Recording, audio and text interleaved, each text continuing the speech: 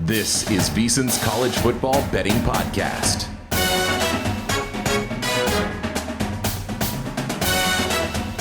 Welcome in another edition of the VSiN College Football Betting Podcast. We have gone three wide. We have combined forces for the Monday episode and the Thursday episode to get you your first full bowl preview. Just a little programming note, as Matt Youmans there, Adam Burke there, I am Tim Murray. We in totality will have four bowl previews and then a championship game preview. We will hit on every single bowl. We've already had a couple bowl previews. We've given out a couple plays. Matt Youmans and I hit the ground running the day after the bowls were announced, tried to sneak in some numbers that we thought would move. Majority of them have moved, so we'll keep a running tally, and then we'll hit on some bowls certainly as we see the numbers fit right now. So before we get into the games, first game we'll hit Myrtle Beach Bowl. We're going to run through the bowl games of December 16th, this Saturday, all the way through Friday, December 22nd. For you guys, and Adam, I know you've been tabulating this on VSiN.com. How challenging has it been for you to kind of keep up to date with all of the opt-outs and when to pick and choose your spots to potentially fire on bets? Yeah, it's been really difficult, especially because something I think is important to point out about the transfer portal is just because guys are in it doesn't mean that they will skip the bowl game. Some guys have already committed to other universities and all that, but some of these guys may still play. So they're in the portal, and then it's questionable as to whether or not they're going to play. And even in the first game here with Georgia Southern and Ohio, there are some significant players for the Bobcats that are in the portal. Some of them have committed elsewhere, some of them haven't. So you also have to try to figure out who may play and who won't. Matt, for you, we talked about it right after the bowls were announced, and that was the day that Kyle McCord hit the portal, the Ohio State quarterback, and we saw the line in that Cotton Bowl drop from Ohio State 6 to around 3, and now it's flipped all the way to the other side. So for you, do you find yourself trying to get positions on other sides of your initial bets to see if you could potentially middle some of these bowl games? Not yet. It's too early. You got to find. You can almost wait till game day and find out who's going to be playing, or a couple days before the game. Ohio State's the best example because you got Missouri +3. If all these guys, Marvin Harrison Jr. and all the Buckeyes key players, say, "Hey, we're going to play in the bowl," then yeah, I'll probably come back with Ohio State if I can get +3 or something like that. Plus, who knows? You got live betting options too. You don't have to bet it before kickoff. You can always live bet these games if you feel like you're exposed on a position that you bet early. But, yeah, I mean, this is unique. That first Monday, it was Kyle McCord, then it was Dylan Gabriel. Then we found out Taylon Green from Boise State, and all these quarterbacks going in the portal. So you have to be careful on how many bowl games you bet early. But I felt like, of 5 or 6 of the bowl games I did bet early, only one of them I have a little buyer's remorse on. So, the rest of them I could get out of if I wanted to. We'll talk about one of the early bowls that I got a little bit of buyer's remorse on. Here. Yeah, and we will get to that game, which I think you and I are in the same mindset there with the LA Bowl. But the more and more I dig into it, I actually don't feel that terrible for my initial position. And I think Matt makes a really good point. Look, we're doing our best to keep tabs on all the opt-outs that are out there. Adam's doing a great job over at VSiN.com. But I remember last year, guys, I got to the Vegas Bowl, Oregon State, Florida. I look over at a couple wide receivers. I'm like, they're not in uniform. Yeah, they weren't playing, and we didn't know it. So, it is day of. You'll see things. So make sure you have social media ready to go. All right, let's jump into it. Let's get to the bowl games that we will be hitting on. We're going to go in chronological order today. So this game was supposed to be on Monday, December 18th, but due to construction at the Bahamas Bowl site, we had a flip of games here, and this game has moved to 11 a.m. Eastern. The Myrtle Beach Bowl at Coastal Carolina Stadium, the old surf turf. This will be Georgia Southern against Ohio. This opened, talk about movement, Ohio -2. It has flipped to Georgia Southern -3.5. or 3, depending on where you look. DraftKings still has a 3. Let's start with this, Adam, since you've done a really good job of keeping tabs on the opt-outs. Ohio, ton of opt-outs for the Bobcats. Yeah, a bunch of potential opt-outs, certainly. Curtis Rourke has already committed to Indiana, so he is definitely gone. Also, Ohio's top 2 running backs and their top wide receiver also in the transfer portal. I don't know if those guys have actually committed anywhere yet or not, but it was already going to be difficult for Ohio to keep up offensively here with a Georgia Southern team that, is pretty good both running and passing, and also plays in a much better Sun Belt conference where I think only 2 of the teams in the Sun Belt failed to be bowl eligible. 12 out of 14 are eligible. And Ohio just doesn't face good offensive teams all that often. So I think it was going to be challenging anyway. I lean with Georgia Southern, especially with those transfer portal players for the Bobcats, but not a strong opinion for me out of the gate. Yeah, no bet for me.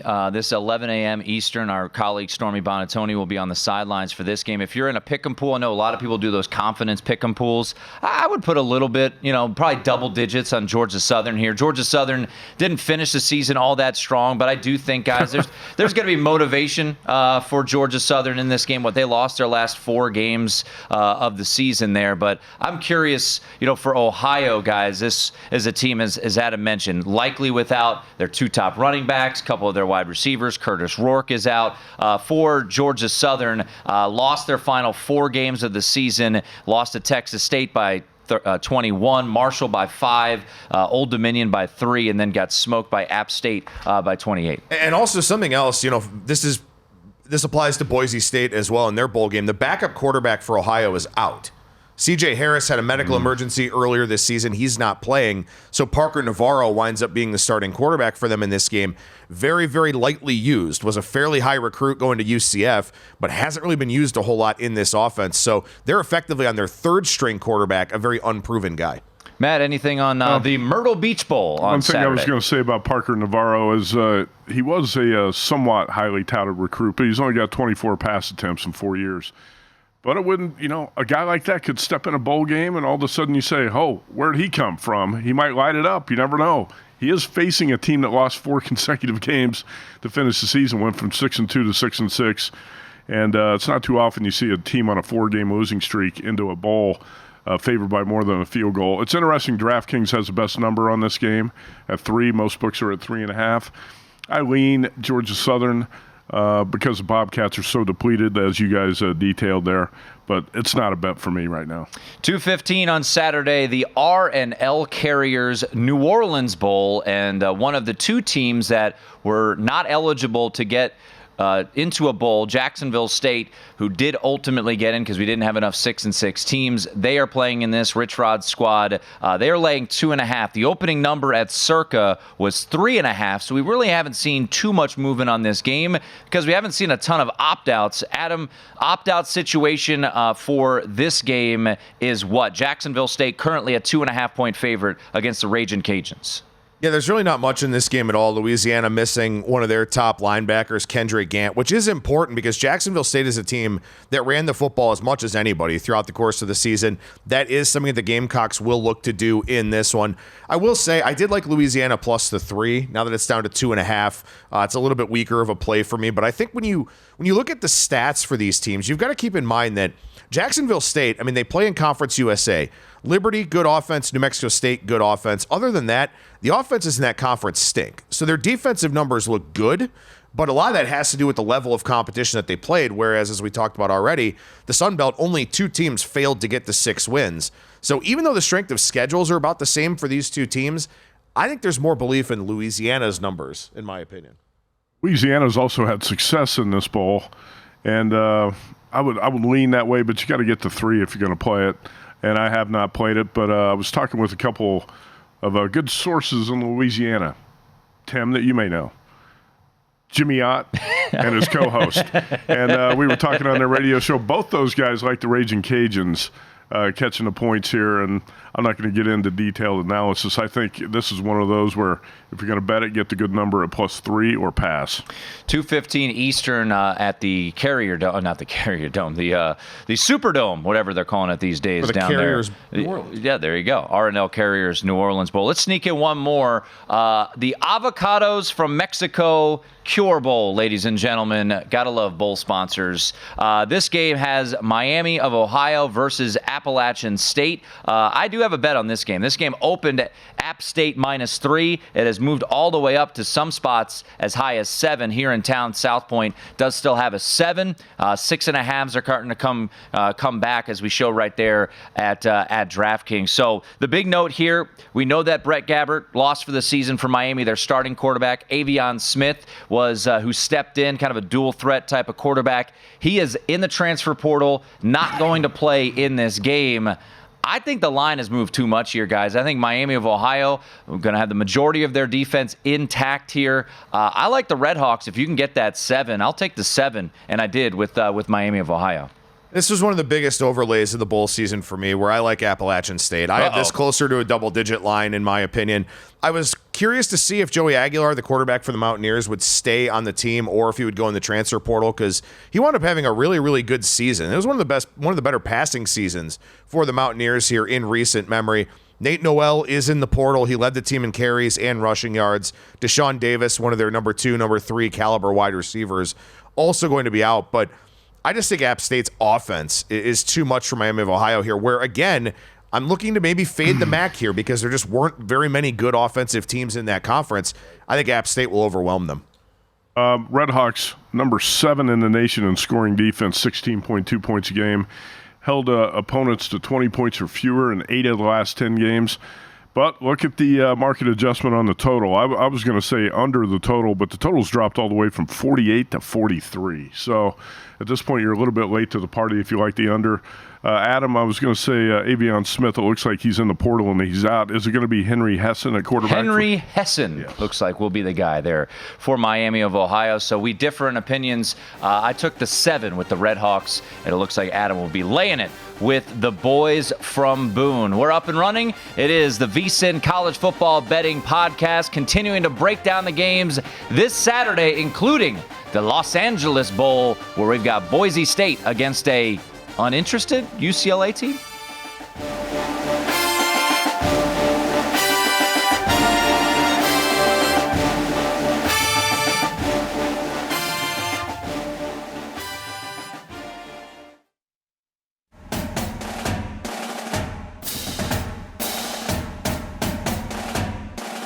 This is VSiN's College Football Betting Podcast.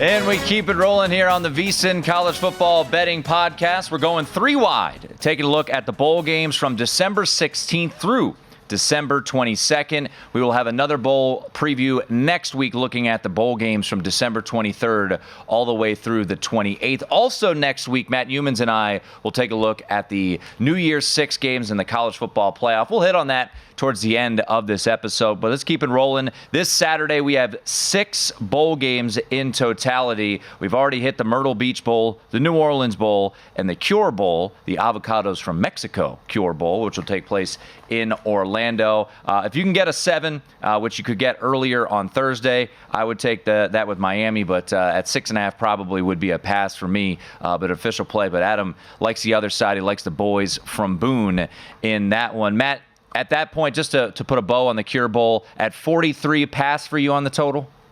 Yeah, when a 48 was the opener, even if you played it under 45, I could still say that's okay. But once you get down to 43, I got to pass. Yeah. All right, let's get to the Isleta. I don't know what that is, but New Mexico Bowl. I know what that is, and this is played at the Lobo Stadium there in Albuquerque. And New Mexico State will be on one side of the field, the Fighting Jerry Kills, as they are a 3.5-point favorite against Fresno State. Adam, looking at the opt-outs really, for me, aren't that notable. It's who will be missing from the sideline, and that'll be Jeff Tedford. He is not going to be coaching in this game.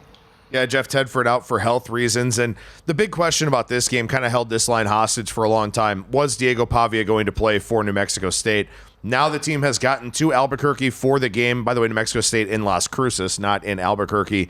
They've gotten to the site of the bowl game. Diego Pavia says he's going to go. Not a big surprise to see this line kind of inching up a little bit with that knowledge that he'll be able to go. You know, Fresno State was 8-1, Matt, and we were on the show, and we said, I don't know, something's off. And I think both of you and I took San Jose State in that late-night Saturday spot, and that kind of started the crater for Fresno State. They dropped their last 3 games. They go 8-4. Now Jeff Tedford's not going to be coaching in this game. Obviously, we've missed the best number, 3, which is what it opened at circa. It's at 3.5. How do you look at the New Mexico Bowl on Saturday night? Well, I did play New Mexico State money line here, and actually reading about this game, I had to research it because I was writing it up for VSiN.com. Looks like a big crowd of Aggies fans are going to be making the trip up from Las Cruces to Albuquerque. More than 30,000 fans expected at this game, which that's significant for the New Mexico Bowl. Sure. And most of those are going to be New Mexico State fans who are trying to set the bowl record for attendance. So I think that counts for a little bit. But the big thing is, like Adam mentioned, Diego Pavia says he's going to play. Jerry Kill said he's going to play. And that's a quarterback who's accounted for 32 touchdowns, 26 passing, 6 rushing. If you look at him, he doesn't look like a real impressive physical specimen, but the kid can play. He finds ways to get it done. And one problem he's got is number 2 receiver, Trent Hudson. Looks like he is opted out. He's entered the transfer portal, and there's 8 players on the Aggie side who have entered the portal. Speaking of Jeff Tedford, I do think that's significant that he's not coaching and preparing this team for the bowl game. And again, it's a team that really hit the skids down the stretch. I think a lot of that had to do with injuries to Mikey Keene, the starting quarterback, and Logan Fife, the backup, is just I'd say a significant step down. And he's in the portal, so if Mikey Keene does get banged up, which has happened often this year, they're going to have to go to the 3rd stringer because Fife is not going to be there. So Mikey Keene, I was trying to look. It was San Jose State, New Mexico, and San Diego State. That's who it was, Tim. Yep. After that, San Jose lost. New Mexico and San Diego State. Yeah. And that was the last game for Brady Hoke as coach of the Aztecs. I was on San Diego State in that game. But I think this Fresno team's got a lot of problems. All the motivation is with New Mexico State. I don't like some of the opt-outs on the Aggie side, but you got to deal with that. And pretty much, if you were going to let opt-outs scare you, you would probably not bet any of these bowl games. So you can't be too scared off by that aspect. Jerry Kill did coach the Aggies to win over Bowling Green in last year's Quick Lane Bowl. 3.5, I don't think that price is a bargain. I played New Mexico State in the money line, but I do like that side. Yeah, I played a little money line as well. Not going to be an official play for the podcast, but I did take New Mexico State. If you want to throw it in a money line parlay or something like that here on this Saturday, I wouldn't be opposed to that. But yeah, I question Fresno State too. Adam, they also, I do wonder about some of these teams. You think they want to travel, and as Matt, you hit on. New Mexico State wants to be at this bowl game. And from what I understand, they were trying to be in this bowl game last year. Then they got shipped out to Detroit, and they were able to beat Bowling Green in that Quick Lane Bowl. So I think they want to be here. Fresno State played in this bowl game 2 years ago. It was that weird situation where Jake Hayner went in the portal, came out of the portal, didn't play that game, and then he came back for 2022, and they went on to win the conference. So this is a Fresno State team, as Matt mentioned, lost their last 3 games. 2 of those opponents weren't very good, got blown out by San Jose State. Their head coach isn't going to be there. They were just in this bowl game. They won the conference last year. I think the motivation is clearly on New Mexico State's side. So, yeah, New Mexico State on the money line for me. And I think one other thing that you can consider in this game is possibly a live betting angle, second half betting angle. Albuquerque is over 5,000 feet in sea level. And I know that Fresno State plays in the Mountain West, but if they're not prepping and taking it seriously for this game, maybe those guys aren't in tip-top game shape. So maybe that's something that kind of hurts them negatively in the second half, especially with some of the guys that they're missing and guys who maybe don't play as much kind of getting more of a look. All right, let's get to the LA Bowl, sponsored somehow by Gronk or something like that. I don't know. He's going to be there apparently. But 7:30 on ABC. This is the new Vegas Bowl, and what I mean by that is the Mountain West champion playing a team from the Pac-12. That used to be the tie-in for the Vegas Bowl when they played at Sam Boyd Stadium. Now it is the LA Bowl at SoFi Stadium. It's got UCLA versus Boise State. This opened UCLA -2 and has got all the way out to -5. A lot to do with the quarterback situation. Boise State, Taylon Green has hit the transfer portal. He is headed to Arkansas. For UCLA, Adam, let's hit on their opt-outs here. Latu, the defensive player of the year in the Pac-12, is not going to play in this game. And also something to note, and this is not official yet, but Carson Steele has not been seen at practice the past couple of days, so it's unknown his status for this game. UCLA opt-out wise, what are we looking at? Yeah, so, I mean, it does seem like Carson Steele maybe won't be around. Definitely Latu. That's a huge loss for them, no matter who plays at quarterback for Boise State. Some other players, Carson Ryan, one of their tight ends. They got a couple of guys on defense that played a lot, a couple of starters in the secondary. But again, I mean, this line has still kind of run out on the UCLA side, even with losing D'Anton Lynn, their defensive coordinator. So that tells you kind of what the quarterback situation looks like for Boise State in this game. I will say, when they named that Spencer Danielson was going to be the full-time head coach and took the interim tag off, the team was very fired up. So I think they show up here. I just don't know if their talent is enough to help them against UCLA. All right, so this is where I got a little buyer's remorse. I did not anticipate Taylon Green opting out and transferring, and I bet Boise +3 early. I went ahead and bet Boise again a little bit at +4.5. It accumulates to basically a 1-unit bet. Now I see today that Circa, which is a sharp book, has bumped the line up to UCLA -5. So I'm not crazy about this, the way this is developing right now. And I read that, C.J. Tiller is going to get to start for the Broncos, talking about that cloudy quarterback picture for Boise State. The next pass attempt by Tiller will be his first in college. He's taken 2 snaps, a handoff and a kneel down. So a little bit concerned about that situation. But I was looking initially with the bets. I was looking to fade UCLA. D'Anton Lynn, defensive coordinator, leaves for USC.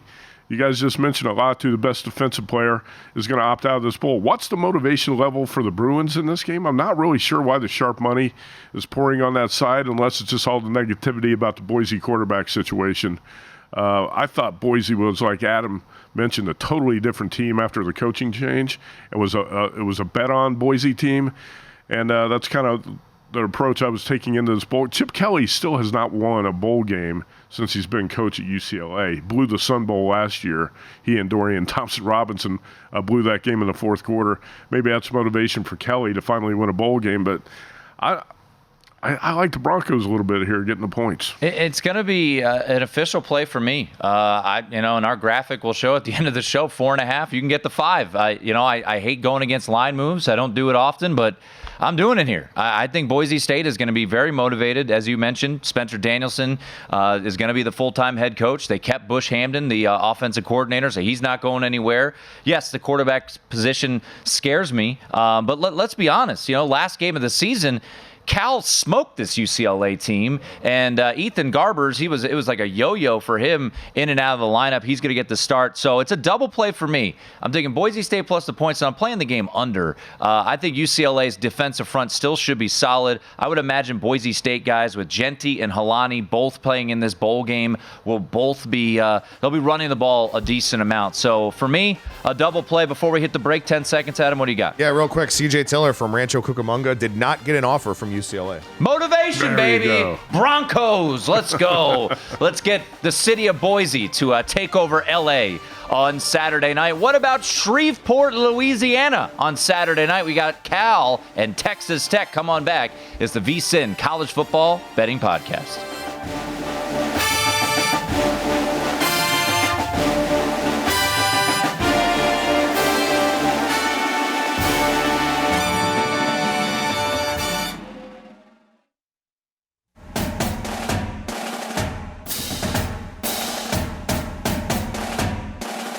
This is VSiN's College Football Betting Podcast.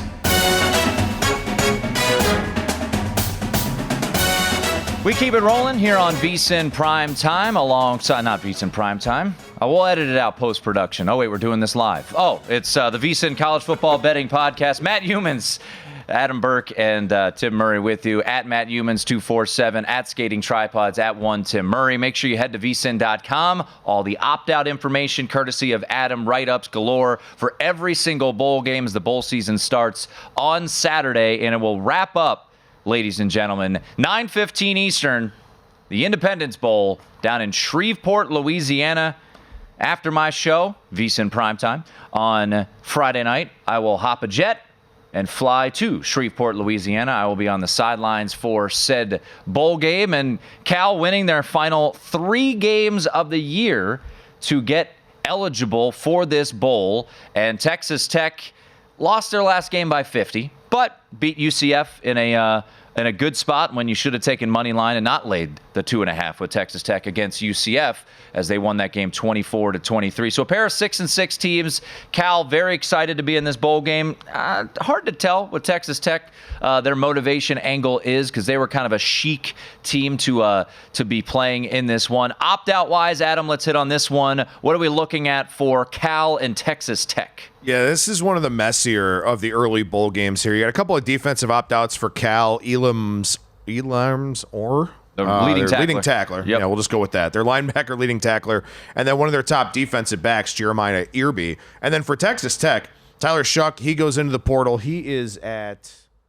Tyler Shuck went to Louisville. Yeah, and then their top 2 wide receivers, Duran Bradley and Miles Price, both going to be out, as well as some of the offensive linemen. And we talk a lot about the skill position guys, but there are some bowl games here where teams could be without 2, maybe 3 starting offensive linemen. And this is one where Texas Tech, it appears, will be missing a very important piece here in potentially their left guard, who hasn't played since week 5, and then also their starting left tackle, Monroe Mills. So this is one where Texas Tech, they're hurting at the skill positions and on the offensive line. Yeah, one note for Cal, their offensive coordinator has moved on. So Jake Spavital, 1 year at Cal after he failed as the head coach of Texas State, he has headed back to the state of Texas. He will be the Baylor offensive coordinator, and Cal did promote from within. The co-offensive coordinator has been promoted to OC. Sterling Gilbert has come in as their new quarterbacks coach. So a little bit of coaching movement there.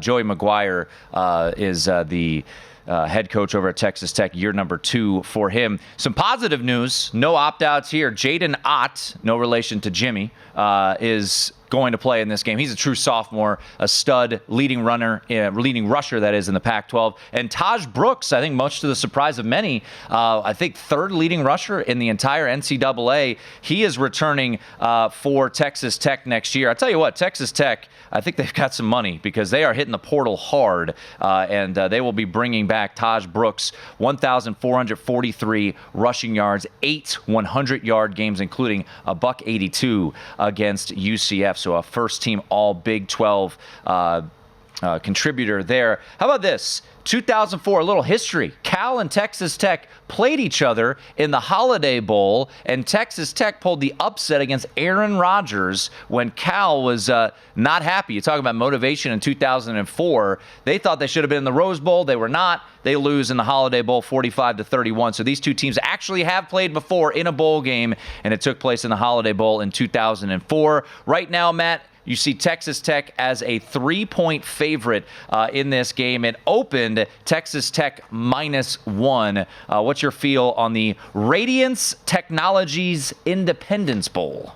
I'm a little bit disappointed in some of these bowl names this year, and that's one of them.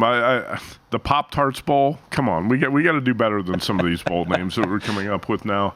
And what was the other one we were talking about last week? It was like the 68 Ventures Bowl. And I don't know. Here's what I'll say about Texas Tech. It looked like a high school team when the Red Raiders got beat 57-7 by Texas in Austin at the end of the year. I hated the way this team finished the year. You got a lot of opt-outs, as you've talked about here. Cal's got a couple concerning factors in this game, too. I'm trying to convince myself that Cal +3 is the play. I have not pulled the trigger on this yet, but a lot of the things you guys talked about are a lot of the points I'm considering here. And I think right now it's a lean Cal +3. It might be a bet for me by the time we get to the kickoff. Fernando Mendoza, the quarterback for Cal, he's really done a pretty good job since stepping in the full-time role there for the Golden Bears. I've been impressed. I mean, this is a season where you had Sam Jackson, the 5th, starting some games. You had Ben Finley, I think. But once Mendoza got in there and they won their last 3 games, they had some exciting games down the stretch. We talked about the UCLA game, the game-winning field goal against Washington State that kept their bowl hopes alive. So, this has been a fun team to watch down the stretch. They could put up some points. The defense, oddly enough, with the Justin Wilcox-led team, Adam, has been a bit shaky at times. But certainly Cal was very motivated to get to bowl eligibility. And I heard this nugget has no bearing when it comes to gambling, but I thought it was fun, courtesy of the Bear, Chris Felica. The last team from the state of California to win a bowl game, Cal, 2019. So it has been not great. Are you serious? That's courtesy of the Bear. Okay. So, Adam, any thoughts on this one? No bet for me. I would lean Cal, but no bet for me on this one. No, nothing for me either. Like I said, I mean, this is a very messy game in terms of the portal and opt-outs. And look, I mean, you've got two very, very good running backs on each side. So does this just become kind of a running clock type of game where you just give it to your best player on offense and hope that they make the difference? Yeah, two really pretty good running backs in this game. We've talked about a team going into the bowl off a blowout loss, and that was UCLA. It'll be interesting to see if Cal carries that momentum from that 33-7 win against the Bruins into the bowl game. I'm kind of considering Cal +3 here. When are we going to get to the famous Toastery Bowl? Let's do it right now, Matt. Okay. I know you've been itching to get to the Hilltoppers versus Monarchs showdown, famous Toastery Bowl. Is this one a better name? No. I didn't know what famous Toastery was. I thought it was just a fancy name for a toaster, but apparently it's a breakfast joint in the South, right. Matt, so you could maybe speak to famous Toastery. I'm surprised that Cracker Barrel does not sponsor this bowl. Right? Cracker Barrel's a bigger name. I love Cracker Barrel. That's tremendous. A little Bob Evans Bowl, that just rolls off the tongue. But instead, we got the famous Toastery Bowl. It'll be on Monday Monday, December 18th. This was in Charlotte, but it's not at the Panthers Stadium. It's at Charlotte University Stadium, Jerry Richardson Field. We have a spread of Old Dominion laying 2.5 against the Hilltoppers of Western Kentucky. This game opened a pick at Circa, so we've seen Monarchs money come in, and some of that might have to do with opt-out situations for the Hilltoppers. Yeah, there's a lot to unpack for this game. This was supposed to be the bowl game in the Bahamas, and no offense to Charlotte, which is a town I've greatly enjoyed when I've gone there. That's not exactly Nassau down in the Bahamas. So, we'll see which one of these two teams, or if either of these teams, are excited to be here. But Western Kentucky, yeah, I mean, they have potentially 3 starters on the offensive line. Quantavious Leslie is likely gone. He's a guy who's going to get an NIL bag from a Power 5 program. Vincent Murphy and Wes Dorsey. So 3 guys on the offensive line potentially out here for Western Kentucky. Malachi Corley says he's going to play. Apparently he's all in. That's a huge addition for Western Kentucky that I wouldn't have expected them to have. But they've been very non-committal on Austin Reed actually starting this game at quarterback. So a lot of question marks for Western Kentucky in this game. Also, I just think Old Dominion, a program that doesn't go bowling all that often, I think they're going to be the much more motivated team here. They don't have losses. Ricky Ronnie, I think, is a really good head coach. I like the Monarchs here in this game. I didn't play this game. I don't disagree with his opinion on the Monarchs. And I would say that whoever wins this bowl game, I'll take that team +3 against the Carolina Panthers. By the way, no play for me, but if you think back to the last weekend of the season, and if you were doing the who will get bowl eligible game, Old Dominion was down 21-0 at halftime, 24-14 with 3 minutes to go, and found a way to beat Georgia State. They scored a touchdown as the clock expired, 25-24, to beat Georgia State, one of the craziest finishes of the regular season. All right, let's sneak one more in. The Scooters Coffee Frisco Bowl, Tuesday, December 19th, 9 p.m. Eastern on ESPN. Frank Harris, I believe, is going to exhaust his eligibility in this game. That is from my understanding. UTSA, one of the biggest favorites in all of bowl season, laying 13. We got about a minute here, Adam. If we need extra time, we could still hit on the Scooters Frisco Bowl, Scooters Coffee Frisco Bowl on the other side. But opt-out wise, what are we looking at here? Yeah, UTSA, their best defensive player, edge rusher Trey Moore, is going to be out for this one. A lot of sacks for that guy. He's actually tied for 3rd in the country. Could be going to sacks. Ohio State. I'd be very happy with that. But Marshall's missing their starting quarterback, Cam Fancher, here. He's got a lot of their pass attempts. In fact, he has 11 of their 12 passing touchdowns. A wide receiver has the other passing touchdown. So that's why this line has moved so much. Marshall not going to have their starting quarterback, and also missing one of their top linemen. Yeah, location, motivation, a 10th-year starting quarterback for UTSA. A lot of things in the Roadrunners' advantage. Has Frank Harris gotten his doctorate yet there at the University of Texas, San Antonio? Jeff Traylor, still going to be their head coach. Yeah, Roadrunners probably should be your most confident play, or one of, if you're in a confidence pool out there for bowl season. All right, we'll wrap things up. Got 2 more bowls to hit on. Best bet recap. It's the VSiN College Football Betting Podcast.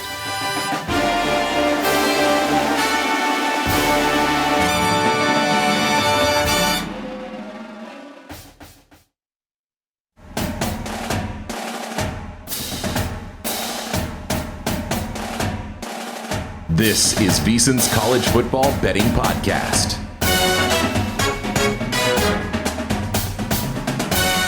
Keep it rolling here on the VSiN College Football Betting Podcast, the first of 4 bowl preview episodes. We have already done 2, little Army-Navy there last week, myself and Adam Burke, and then Matt Youmans and I jumped right in as the bowl games were announced early last week, gave out some early bets. So we're going to have a rolling file, as you'll see at the end of the show here, of bets that we gave out earlier in the bowl season. They were up on vsin.com/picks, and now we'll have some new bets as well. But we just wrapped up the Scooters Coffee Frisco Bowl. Anyone ever been to Scooters Coffee? No? No one out there? All right. I just want to know where Famous Toastery is going to rank on the fast food rankings next year.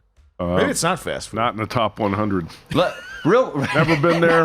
Never heard of it until this bowl season. Is it fast food? Huh? That's what I want to know. I don't know if not. it's fast food. Real quickly, a lot of people do the confidence picks, right? You go from 41 down to 1. How high for you guys would UTSA be if you're doing a confidence pool, whether it's ESPN.com or wherever it may be? Well, let me find it here because I actually wrote that for our free college football betting guide. Baby. I'd say it's got to be in your top 3. First of all, I can't believe Jeff Traylor is still at UTSA. I thought he was going to get the job, maybe the Houston job. Yeah, Willie Fritz got that job instead, and that's why you see Tulane as a north of a touchdown underdog against Virginia Tech in the Military Bowl. I actually had it with a 28, so I had it a little bit lower. Although at the time, to be fair, I didn't know that Cam Fancher was going to be out for Marshall. I expected that they would actually have their quarterback. So that is the difficult thing about, kind of doing a confidence pool article right after the bowl matchups are announced.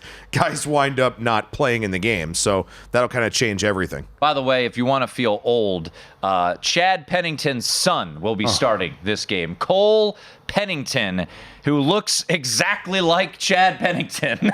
That is his son. That is for sure. We will see. I also would keep an eye. I don't think he's opted out yet, but I would keep an eye on Rasheen Ali if he will play in this game for Marshall. So I would have UTSA, at number 1 or top 3 or 4 there if you're playing in those confidence pools out there. All right, 2 more bowl games we'll hit on. By the way, Adam and I will get back together early next week. We will take a look at the bowls on December 23rd through Christmas, and then on the other side to around the 28th. Matt Youmans and I will get together next week as well for the college football playoff, an early look at those games and the New Year's 6. But 2 bowl games. Let's go to Thursday, December 21st, the roofclaim.com Boca Raton Bowl. And, we've been talking about Tommy DeVito all the time this week. Tommy Cutlets there. Nunzio Campanale will be the interim head coach for Syracuse this week as he is stepping in for Dino Babers, who has shown the door for Syracuse. By the way, this is South Florida's first bowl game since 2018. South Florida is catching 3 in this game. Looking back at where this game opened, it's actually been Syracuse money that has come in. It opened -1 at Circa. It is now at -3. Opt-out wise, how are we looking in this one, Adam? Not a whole lot, honestly, and I'm kind of surprised. I really expected Byron Brown, the starting quarterback for South Florida, to be taken by some Power 5 team in the portal, but that hasn't been the case. Maybe South Florida's got a lot of money there in the Tampa area in their NIL collective. I don't know, but for Syracuse, their leading edge rusher, Leon Lowry Jr., is out. And, of course, as you mentioned, Dino Babers fired earlier on in the season. Not that that's a opt-out, although I don't know, the way the Syracuse's season was going, we could say he opted out of it. But for South Florida, I mean, again, keeping Byron Brown, which I don't think is something that people really expected, I like the Bulls here in this game.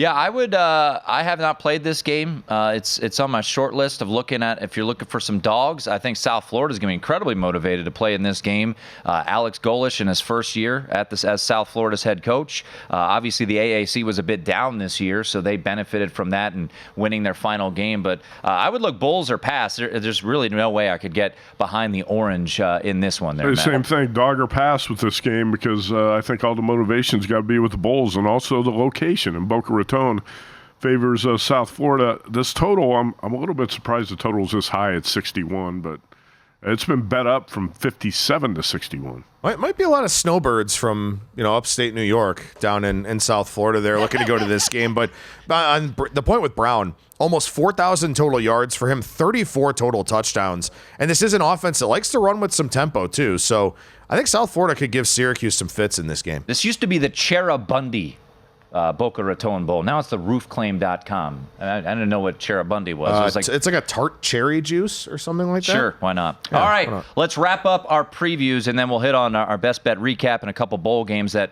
might be added to the list of Youmans' bets. Friday, December 22nd, 6:30 on ESPN, the Union Home Mortgage Gasparilla Bowl. This will be taking place at Raymond James Stadium in Tampa. Georgia Tech and Central Florida. Central Florida in this game laying, we'll call it 4.5 consensus at circa as time of record. It is at 4.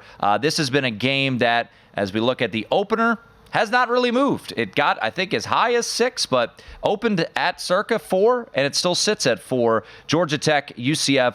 Last year, UCF was a big fade for me in bowl season because they lost in the AAC championship. They were playing a Duke team that was very, very motivated to be playing in the Military Bowl, and UCF got absolutely waxed. Now, this is a situation where UCF has left the AAC. They're now in the Big 12, so this is a Power 5 conference game. I kind of like the dog here in Georgia Tech a little bit. Brent Key, year number 1 there for the Rambling Wreck. They found a way into a bowl game. Played really competitively with Georgia to wrap up the regular season. Had some interesting wins, including a win over North Carolina. So another game, kind of like we just talked about with the Boca Raton Bowl, where I look dog or pass real quickly. Adam, opt-out situation for this one. Yeah, a couple for Georgia Tech. Edge rusher Kyle Kennard led the team in sacks with 6. Nobody on the Georgia Tech side had more than 2.5 outside of him. Also starting corner Keenan Johnson is out. For UCF, Corey Thornton, one of their top corners, he's in the transfer portal for this one. I think, it was interesting that Matt brought up in the previous game with Syracuse and South Florida. South Florida gets to go.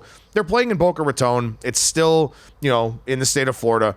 I don't think UCF is excited to go and play in Tampa here in this game. I think that they're a program, they kind of expect more, going to a bigger, higher profile bowl game.